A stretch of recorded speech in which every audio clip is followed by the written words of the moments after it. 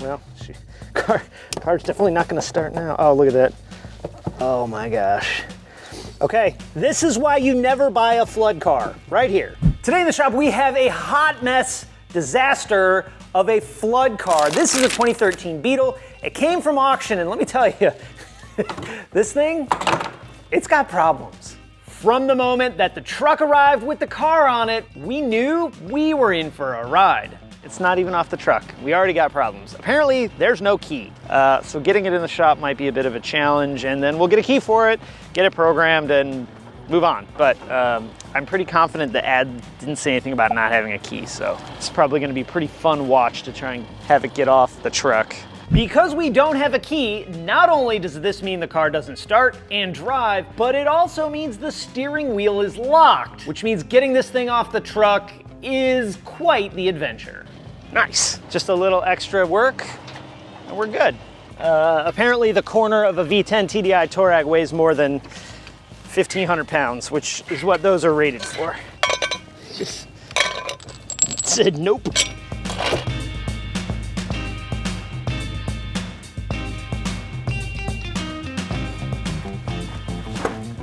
Yeah.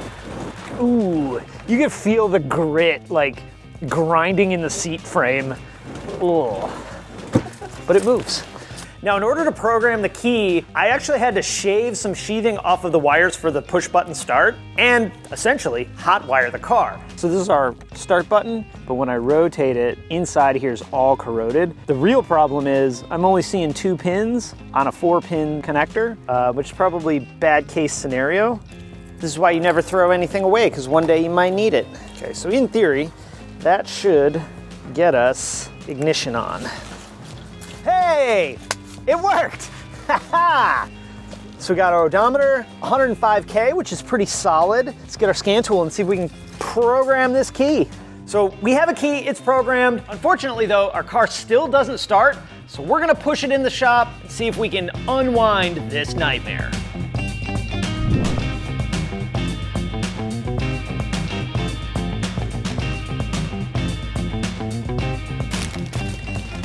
I'm going in. Someone's got to do it. Ah! Oh, here's a little Bible. Come out of there, little friend. Ew, it's brown. So here's what we know is wrong, and I got a real good feeling we're gonna find tons more wrong with this car. First up, it was a flood car. It was marked here. My guess is the water line was up here a little bit, just based on what we've seen, but that's just what we know so far. Our start button, our shifter, all those connectors, our OBD dongle, it's all corroded. So not only is this car wet, flooded, super corroded in a bunch of wires, but it has a CCTA engine. And if you don't know, this is the worst engine Volkswagen has ever made. End of conversation. So even once we get the electrical inside bits running, is it gonna run? I don't know. Is it gonna drive once we get it running? I don't know. These are all things that we are gonna discover together. But once we get it right, we're also gonna put some mods on this car. So this generation Beetle is basically a Mark 6 GTI, which means the support is awesome, we can make it go pretty fast, and it's pretty reasonably easy, assuming our timing chains aren't bad. Now, before we discover the true engine sadness, step 1, interior apart. That'll give us a couple of things. 1, opportunity to clean and dry. 2, evaluate the rest of the electrical connectors that are all underneath this carpet and see really what we're working with, and fingers crossed, that's not gonna be a nightmare to fix. No, no, no, no, no. Damn it. That's how wet that is. Here's our fuel pump control module. First of all, was bathed. Look at how much corrosion is on this. Car's definitely not gonna start now. Oh, look at that. Oh my gosh. Okay, this is why you never buy a flood car, right here. All right, our fuel pump's okay, but this module is likely toast city. Luckily, this is a super common failure anyway. My next goal, carpet.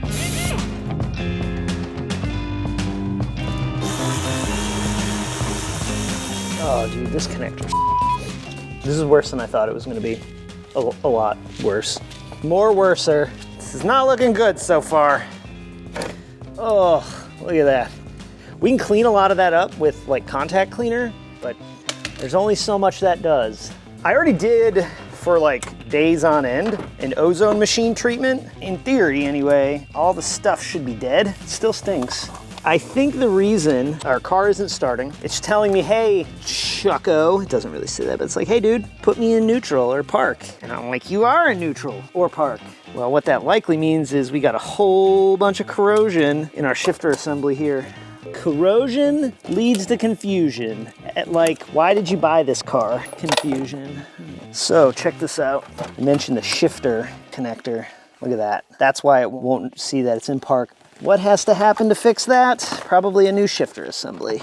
If a pin broke in this, which I can't see, that's bad. We'll have to replace that.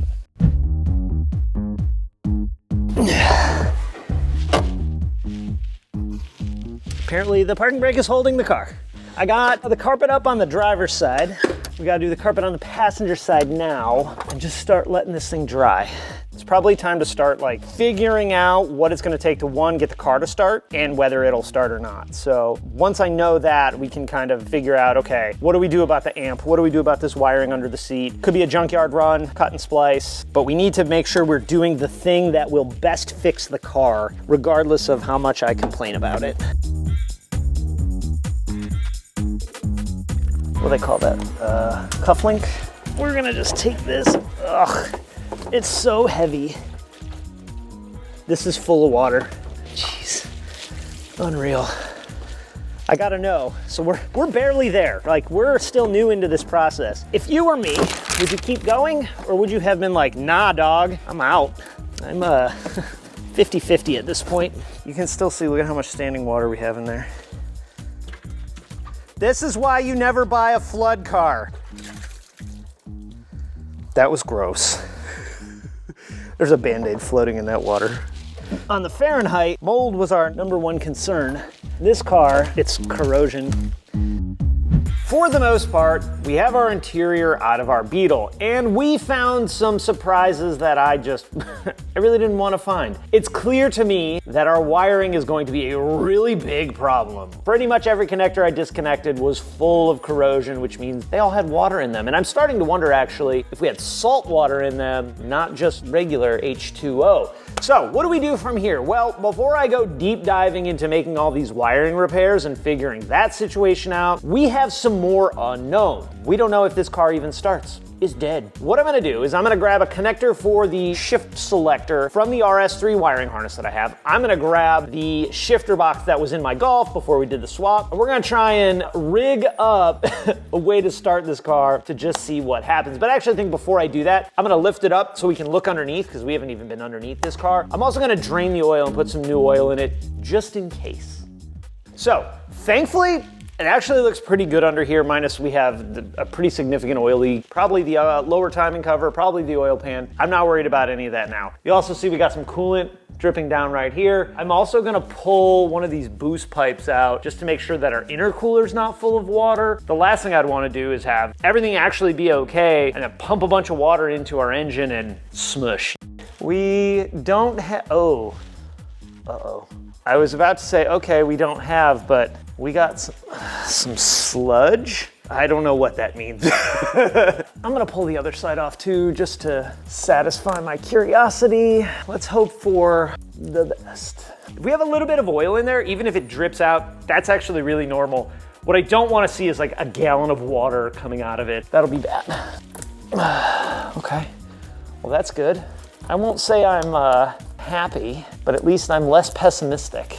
Was it well maintained before we got it? Who knows? The cool thing, a lot of times is the car will tell you, all this oil down here that's not been fixed means maybe we have a car that wasn't super well maintained over its life. Well, I don't see a bunch of chunks laying in the pan. We'll call that a good thing. Oh.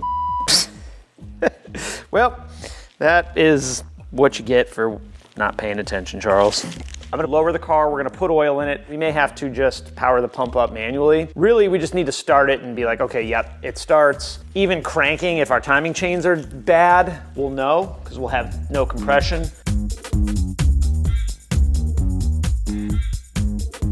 This is the shifter box and cable end from my 2019 Golf R. I don't know if the cable end fits. Frankly, I don't care. This is just a pathway to correct. This is only gonna tell the car that's in park, and that's all I care about for right now. Hopefully, we can swap the cable over and make it work, but that's a problem for another day.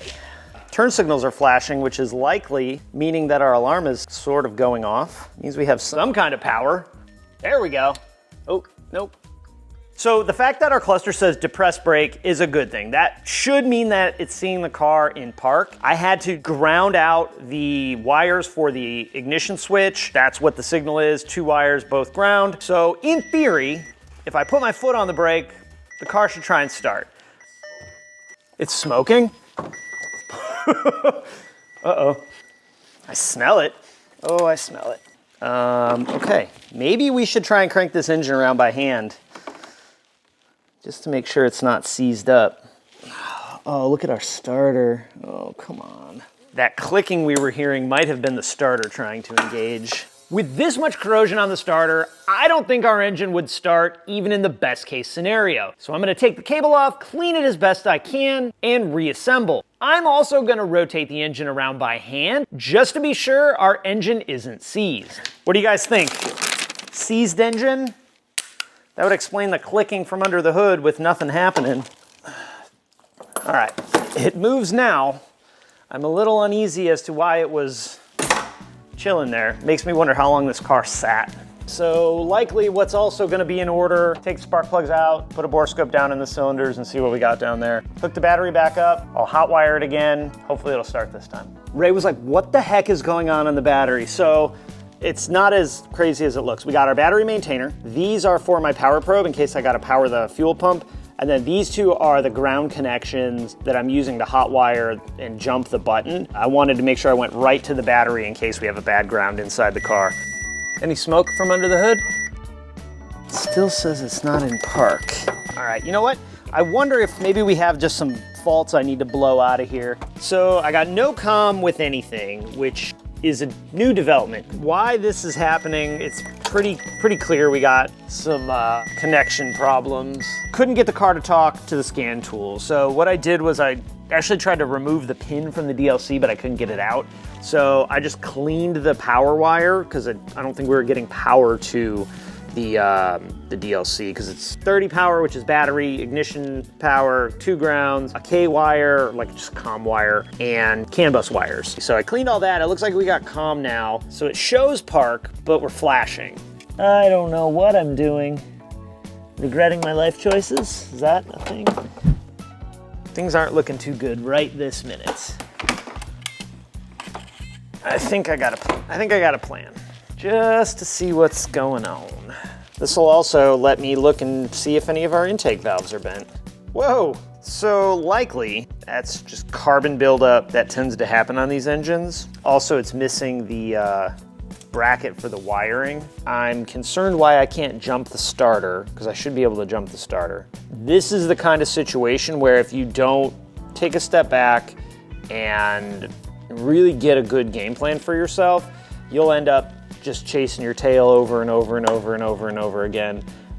Something I also have yet to do is document anything and actually write it down, and that'll help me get a game plan together on what we need to do next.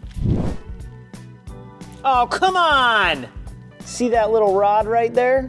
That cable is supposed to be on that rod. So what I'm wondering is happening with that SZ position where it's like, I don't know where the hell I am. If it's seeing the shifter in the car in one position and the transmission gear in another position, it's just like, nope, I'm pissed. So I just slid the shifter cable on. That's it now, should be in park, technically. We'll see what the scan tool says, and then maybe that's it. Maybe that's all it needed. Always do a visual inspection. You never know what you're gonna find. That didn't do anything. Dang it! Here's what we know now though. Somebody's been screwing around, right? Somebody's been doing stuff. So we need to account for operator error. Hey! There we go. Sometimes you just gotta persuade it. That's actually kind of a common thing where a starter will get hung up. You give it a few wackadoos and she comes unstuck. So our starter was stuck. It could have been sitting in water. It could just be the starter's like dead. This does not, this does not account for our transmission not being in park situation, but I'm thinking what we're gonna try and do is we're gonna put these plugs in, put the coils in, and maybe we can just force her to start. Because if it starts, okay, cool. Now we know, like, let's go through this wiring and figure out why it still thinks it's in park. It's pegged at like 100, you're going 300 miles an hour in this bad boy. Okay, friends, moment of truth.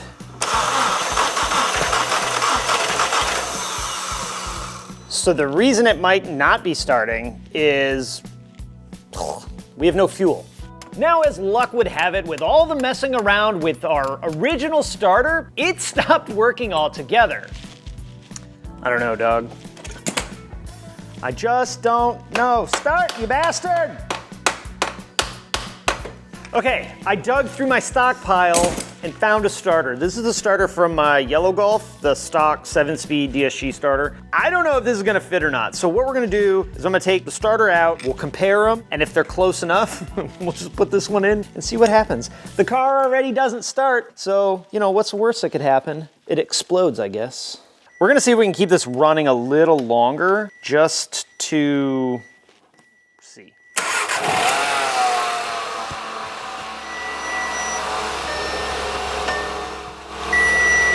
No!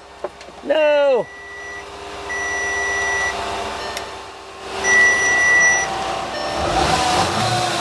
I'm gonna try and put it in gear. Any wheels turn? Oh, a little bit. Okay, that's good. Yeah, buddy, look at that. It's like dragon nostrils.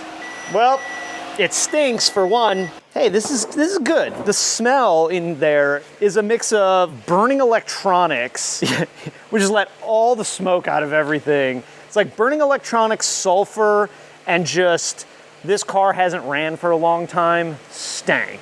So I got my little Milwaukee track pack fan set up, try and extract some of this crap out of the shop. Pretty exciting that the car actually starts, albeit we had to kind of maneuver it into starting. I gotta get this car out of the shop because we got some other stuff to do. So my goal here is to drive it right out of the shop. We don't have that far to go, so. She ain't going. I don't know why it's not driving. Since it doesn't know where park is, it may not work, but it's all right, I got it here. And we'll come back to it later. You might be wondering why I even got this car in the first place, and that is an incredibly awesome question. Initially, I had set out to find a new car for Video Guy Ray so that he could join the VW family. And I actually think this generation Beetle is awesome, and again, it's basically a GTI. I found this Beetle on Copart. Now, a bad thing about Copart or other sites that are similar is a lot of times you as a normal person and me as a semi-normal person can't just buy the car. You have to go through a broker. So Cars Forbid compiles IAAI and Copart into one website that gives you all the information, all the pictures and everything. You can even bid and buy right from there and arrange shipping, which is awesome. And it made it super easy to buy. Now, with all that said, it doesn't matter what car you're looking at, you really gotta do your homework and make 100% sure that you're getting the right deal. Really punch in on those pictures so that you end up buying the right car. I can't stress enough, no matter what you're looking at, there's going to be unknowns, and at the end of the day, you're taking a gamble whatever you buy. My goal is still to get this car running, back together, driving, the whole big deal, for two main reasons. One, I don't like to let cars beat me at this game. And two, I somehow have to justify the probably bad choice that I made by getting this Beetle in the first place. It is time to start making some legitimate decisions. Before we get carried away with anything, let's do a quick recap of all of the problems that I found inside of this Beetle. This is the connector for our shifter box, and you can see all the blue fuzzy as well as the crusty brown. Pretty much every connector that's below about where your knee would be if you were driving this car looks just like that.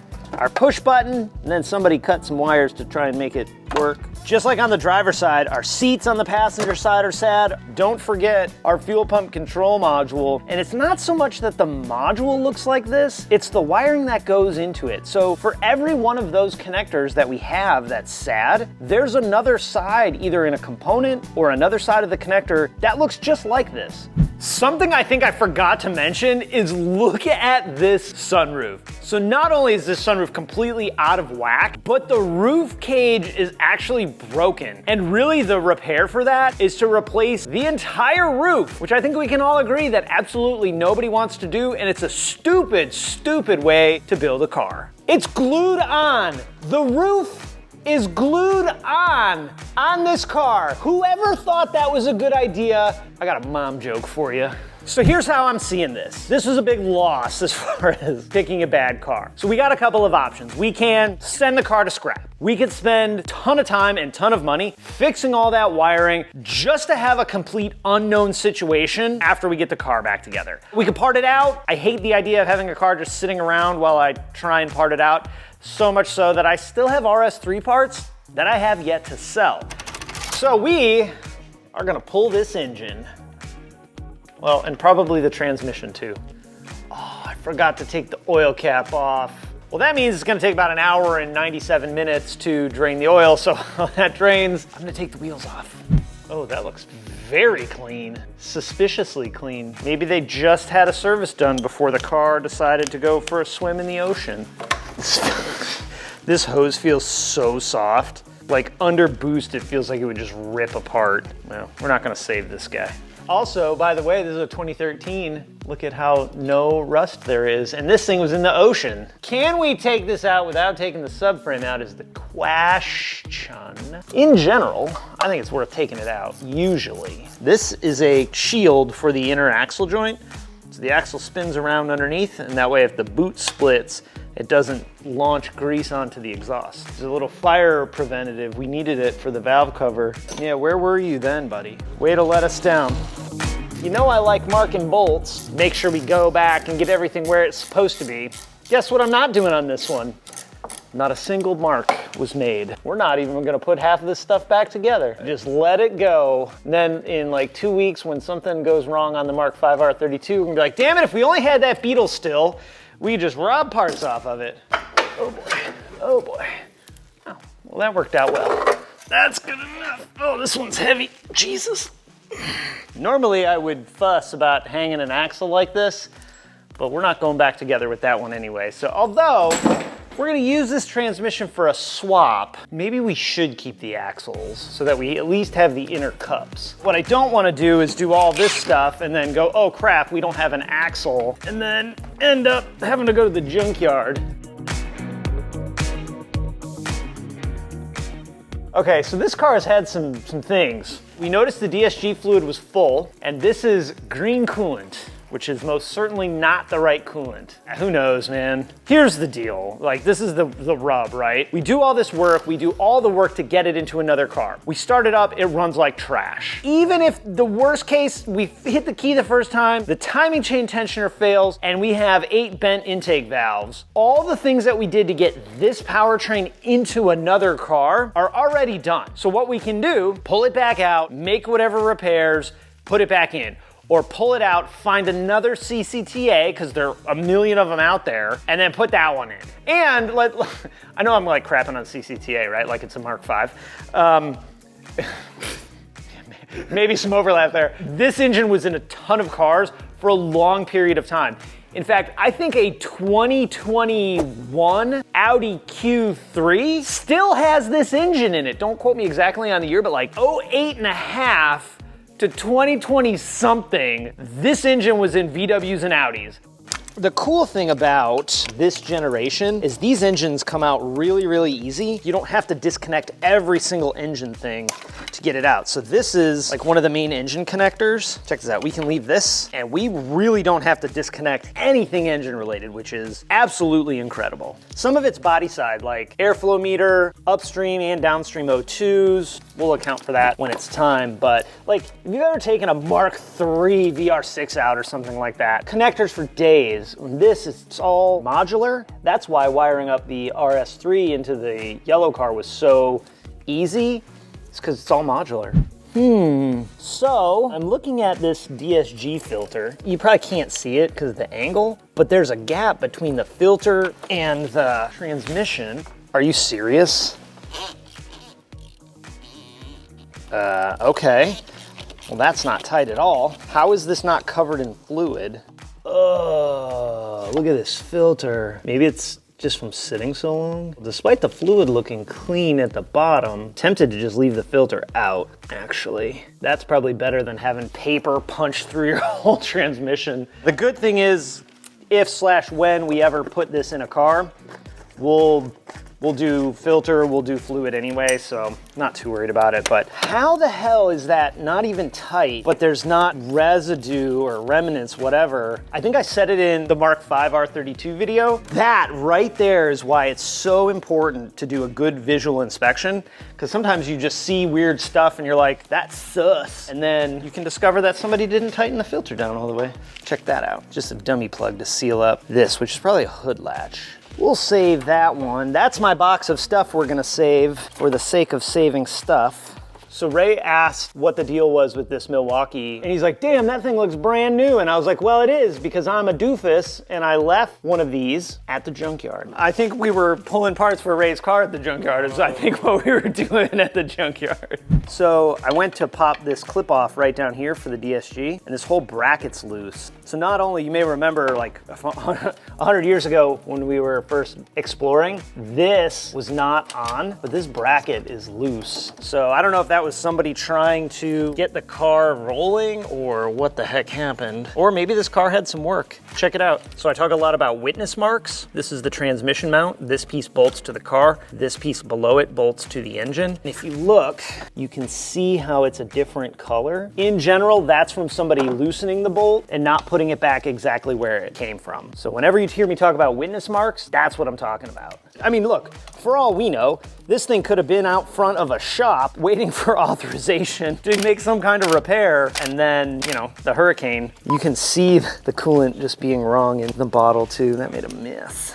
The air conditioning lines, I've already evacuated the refrigerant. A couple of coolant hoses at the back, a couple of bolts, and we're out of there. See that glob of doo-doo on my pinky? This is from inside the heater core. Probably why it had the wrong coolant in it, because they were probably having no heat, and somebody tried to do a coolant flush. Well, they didn't do a very good job. So I got 2 bolts back here for the downpipe. This thing had a fuel leak too. You can see all this residue right down here. We knew there was some workmanship done, right? Because our intake manifold was missing the wire retainer bracket, and so not surprising. So here's what happens now. I'm gonna do one more check underneath, just make sure I got everybody disconnected so that we don't check the breakaway strength of a connector or something. We'll get something underneath to set this powertrain down on, lower the car, zip, zip, zip, zip. You should be able to set it right down on our rollie. I'm just gonna checky-do here. I think we're gonna be A-okay, friends. That really feels like it's about to fall forward. Got a lot of drippage, that's for sure. All right, this is the last stop on the, should be going smoother than this Express. It's trapped. I got it caught. There's always staying something.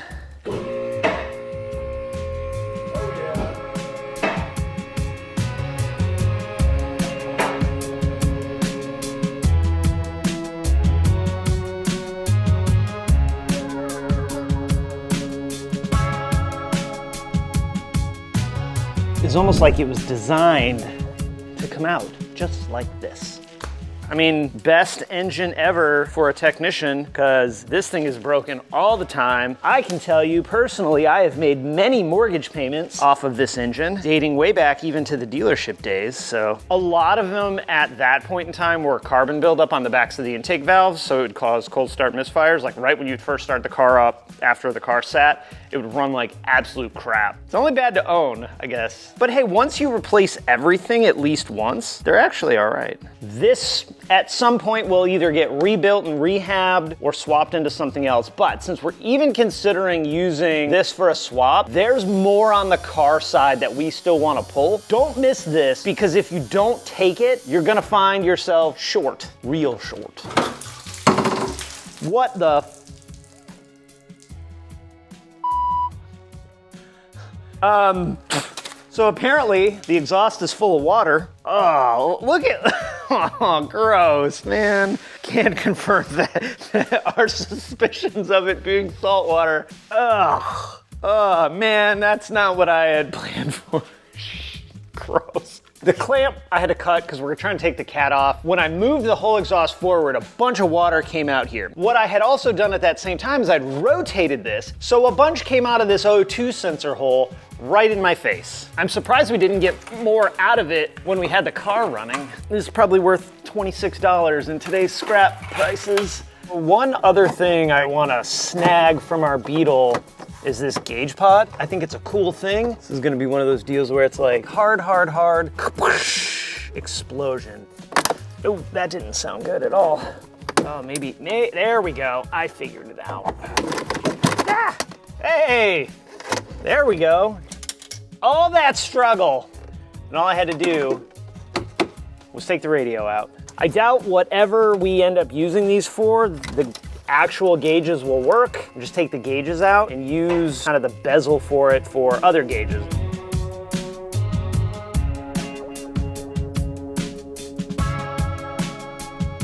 An often forgotten thing, and I might have already mentioned this, is we still need to pull more wiring. We have the engine side of the ECM, left that all attached to the engine, but we need things like the DSG plug, boost pressure sensor, the starter, this is for the fans. Thankfully, all these connectors look pretty good. In the backside, there's a seal to protect the connection, and then inside of the connector as well is a seal. That's probably why. This is an opportunity, my friends. Any connector that you can find that's reasonably good, clip it, cut it, save it. I'm gonna work on these dangly boys down here, and then I'm gonna show you kind of what you wanna take from a car when you're trying to harvest its organs, trying to be forward thinking about like the black R32 and taking as many of those stupid clips that suck. I have the fuse panel, I have the body side ECM. We have some stuff that goes up under the cowl, which is probably like the wiper motor and that, but we wanna take as much of this in one piece and as far into the car as we possibly can. So I'm gonna make some cuts of stuff we know we don't need. I'm gonna then go in the car under the dash, which I'm not super thrilled about. And I'm gonna see if there's a junction or a disconnect point. Another connector that you definitely wanna make sure you get, and if you can get it all in the same bit, great. If not, don't worry about it, is the gas pedal. This is a drive-by-wire car. So if you're gonna swap into a Mark II, for example, you're gonna need that pedal. The right thing to do here would probably be just to pull the dash out. TBH, I don't feel like doing that, so we're just gonna struggle a little to avoid struggling more. This is most certainly the Neanderthal way to do this, by the way. With any luck, and a little bit of luck, we'll be able to get all this out of here in one shot. Oh, yes, like it was meant to be. That's the clump of wiring harness I had to cut through. All that goes to the rest of the body of the car. I would guess 90% of this we're not gonna use, but I'd rather have it and not need it than have to go to the junkyard and harvest another car when we got this one right here, so. You're probably thinking, hey man, why don't you just fix that car? You're supposed to be some kind of mechanic or something, right? Well, fair point. Here's the deal. This car is fixable. All broken cars are fixable. What you have to do is equate for us fixing all the things we know that are wrong with it, all the things we don't know that are wrong with it, and honestly, that time and money would be better spent on just getting a different car. The high point though, is we got a powertrain now that we can use in something else, so we still got a little bit of value out of this thing, despite having to pivot into something that we didn't plan for. I gotta tell you, I think it actually worked out pretty good.